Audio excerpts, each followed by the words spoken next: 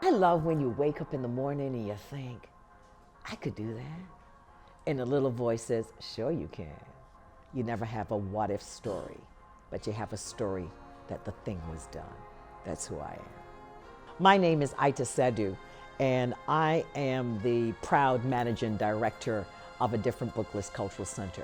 And I just love people and cool, innovative things to do. I was born in Canada. I was born in actually an incredible place called Scarborough, Ontario. My mother, Gloria Emily Walcott, when she came out of high school and looking at opportunities in Barbados at that time, and that is when the government was still under colonialism. And somebody said, hey, do you know that Canada has opened up immigration for the first time to Caribbean nationals?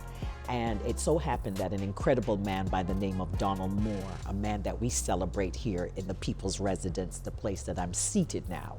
And Donald Moore had the idea that he could journey with a group of others, not alone, but with others like Harry Geary and Stanley Grizzell. And they went on a bus to Ottawa and made their case, I believe maybe in '54, to say, you have to open up immigration to racialized people, to black people, right? And so in 1955, my mother was one of the first 25 people to come on the domestic program to Canada on that immigration system. Because my parents had the understanding that there was a great education system in Barbados, they thought it was wise that I would go there to the Caribbean and be educated in a nation which had a 99% literacy rate. That's an incredible thing of moving from north to south. And in so doing, then, that gave it an incredible platform to have an appreciation of Africa in the diaspora. I am very, very privileged and very happy that I had the opportunity to have those memories by water and sunshine and in a nation of people that looked like you and loved you up every day and would give you a quarter, and that was their scholarship, or it could be an orange on your way to school, and that too was scholarship.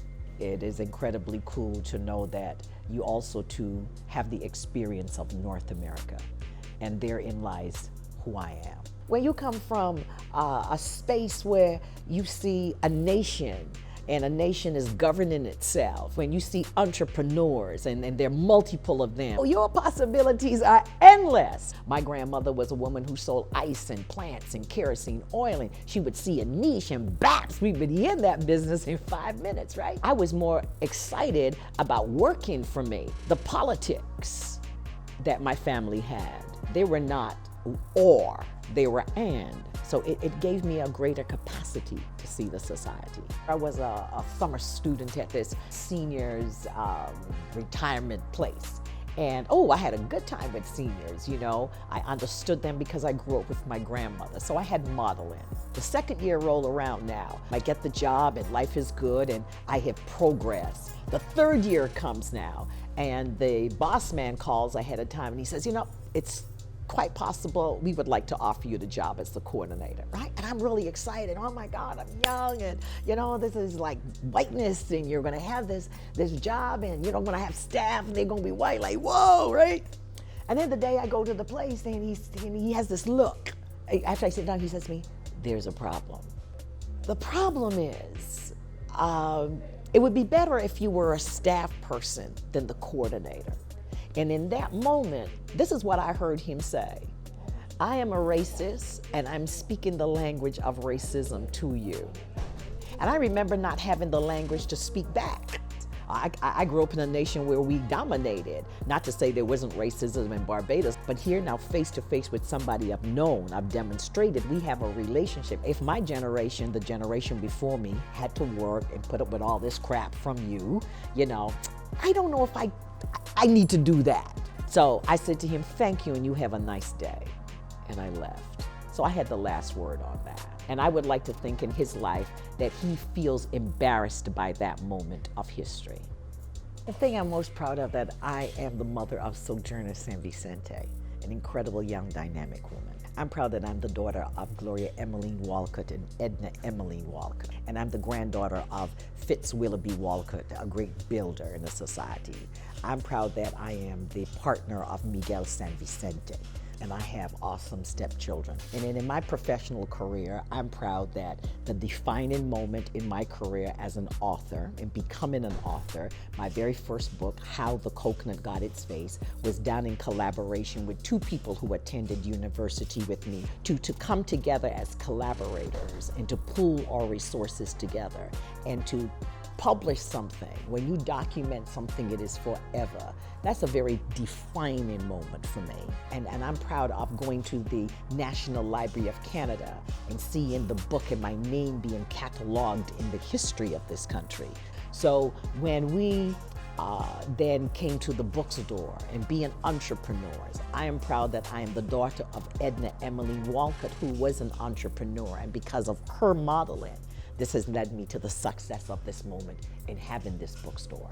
Most people that you meet in the world want to do a number of things. Most people in the world want to write something, have a poem, write their story down. My husband and I, we were both in, he was in the trade union movement, hence a lot of people, and I was in the children's movement with books and so on, so a lot of people. Dr. Wesley Critchlow, he put the bookstore up for sale. And I remember when I took our daughter to a different Booklist, and we inherited that name from Wesley Critchlow. And I remember Wesley putting her on the computer and showing her how to run the book program. Look at that. And then in a minute, we became the owners of this thing. One of the things that we did is we went to our friends, we went to people in the community, and we said, do you see us doing this? Because we need your money, right? We really need your money. Banks think we mad people. And they said, oh, yeah. And we said, okay, so if you're so happy about this, would you invest with us? And they did. And then like the first day we opened up, and you were like a really proud owner and so excited and happy. And then I had a panic moment like, oh my God, I don't know what I'm doing. Suppose somebody called for a book. What am I supposed to say? Like the ISBN number, oh crap. Whenever the door opens and the phone rings, you never ever know who's gonna come through the door. And I remember counting the inventory in the week leading to the takeover of the sale. And people from the community would pass by and see us in the store counting. They go, what you doing? We're gonna be owning this bookstore. And they say, okay, give me 10 copies of Malcolm X. Even before we had the store open, oh my God, we were so excited, 10 books. I think because we have to debunk the narrative that we are not interested in education. And that is one of the things that is in our DNA. We are people who are big on education. We have to debunk that we are not interested in books, that we don't read. We are sophisticated people. The Caribbean has produced 3 Nobel laureates. The encouragement of the society and of our community, or of progressive people in a community, celebrating a different book list and independent stores like that. A different book list at that moment too was also building on the history of third world books and crafts. When people see that you are in the book business, in the business of knowledge and the transfer, I think that they think we're gonna support that because that just dispels so many stereotypes. We can bring the future generations so they can see the modeling of business and of entrepreneurship. We could be who we are in our culture, right? And at the same time, surrounded with us by the stories of overcoming, of greatness, of innovation. So here we are in a space where the past, the present, and the future all rolled up in one. How cool is that? I didn't come this far to only come this far. That's when you have to chant again. That's when you have to march again. That's when you have to activate your troops. In that cry, you are showing the progress of your people, and you're saying to them, even if 1964 and the Civil Rights Bill was yesterday, look at the progress you have made. We didn't come this far. This is to say that we've been to the North Pole. This is to say that Mae Jemison went to space and there's even more possibilities to be. This is to say that hip hop was influenced by James Brown. This is the statement of those women and people who sit in meetings and they shout you on keeping on, sister, because they know oftentimes the battle is weary and you can give up. The book is long and there are many chapters in this book. So I'm telling you as I see it, as I know it, as I was told, and as I heard about it, there was always something more to be gained. There's always a piece of bush, a leaf, a tree, something that finds its way through a crack in that asphalt. So young people, bloom where you're planted, because whatever was planted there is still trying to bloom. What I'm going to tell young people, you didn't come this far to come this far. Remember that you do great things when you're young.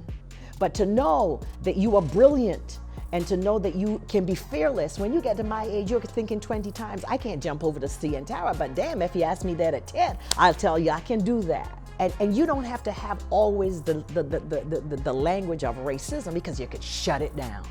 I want to tell young people that Black Lives Matter movement, we love that. I want to tell them that they have really revitalized the movement of social justice. What do I tell young people? That we are hopeful, that you are the caretakers of the future. When you see the next young person out there, you say, how you doing? What's up? Show me some love. So tell young people that when they meet each other, they must have a language of respect and love, because it's took us a very long time to come to say and to have that language with each other. Bloom where you're planted. Hi, I'm Itah Sadu. We didn't come this far to only come this far. Didn't come this far to only come this far.